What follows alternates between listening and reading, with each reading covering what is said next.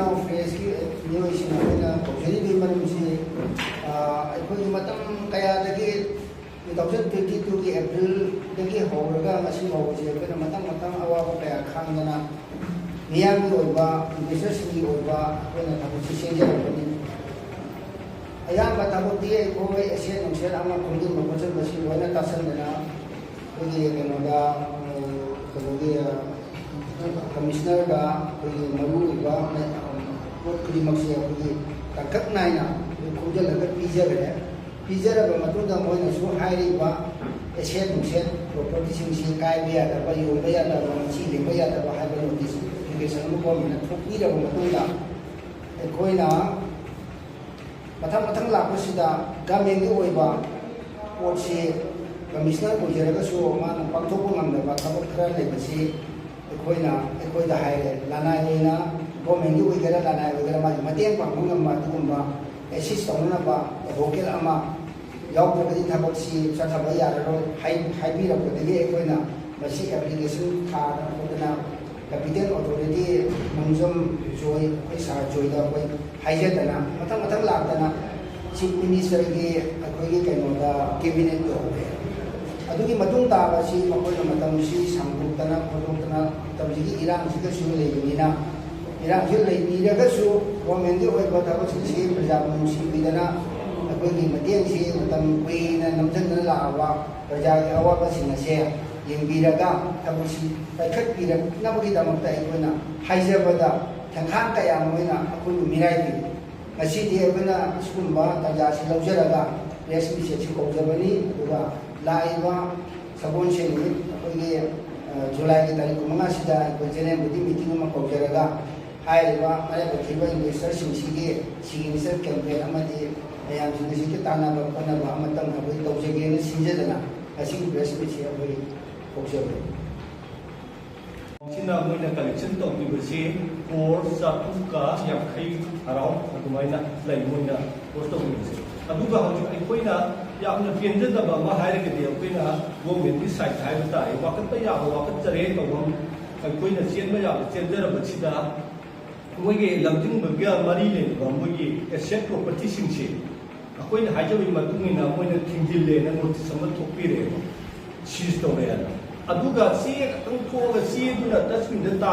thawak pa nu thokpi de ba ki koina ba ta koina haina thawak pa nu thokpi yo chen na ro da puda ko na ha da Ajik Tom TV lamjung bagi ni time shop kan buka bayang mana khambiram gani adiki lamjung hospital ajik maming ontoga salai adiki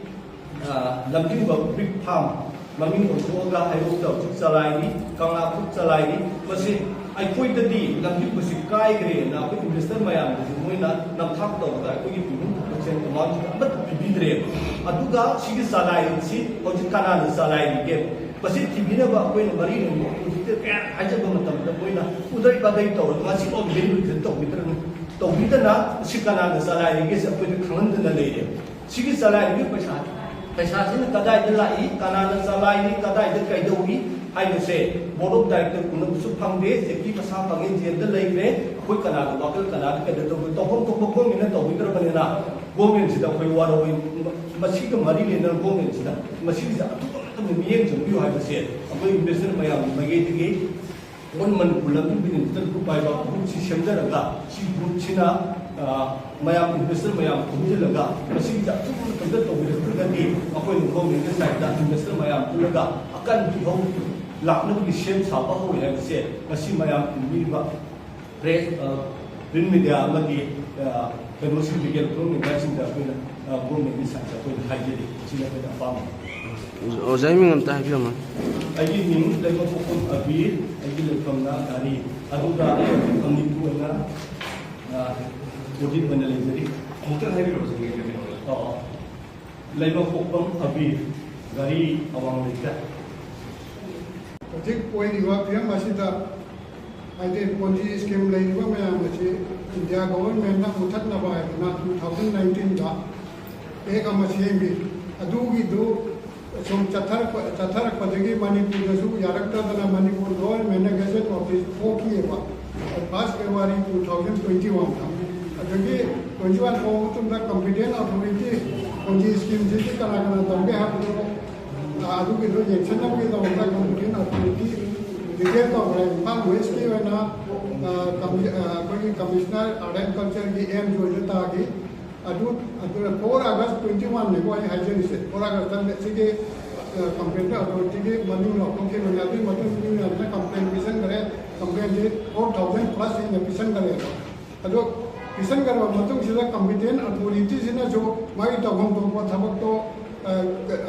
लमजिंग बड़ी asset से कायदे लेंगे के है बतो district मंगा मणिपुर के Imphal east west Thoubal Kakching बिसेनपुर असिदाय लेबा लमजिंग बड़ी संदोक्तुना लेबा माई ममिंग दा लमजिंग बा ग्रुप की ममिंग दा लेबा नजर माई बोर्ड ऑफ मेंबर्स की ममिंग दा लेबा एसेट मैम जे कोमजिल लगा अटैच तौरगा डिजिग्नेटेड कोर्ट मखागी माने अटैच तौरिबा एसेट मैम जे डिजिग्नेटेड कोर्ट थाबनेवा डिजिग्नेटेड कोर्ट थारे डिजिग्नेटेड कोर्ट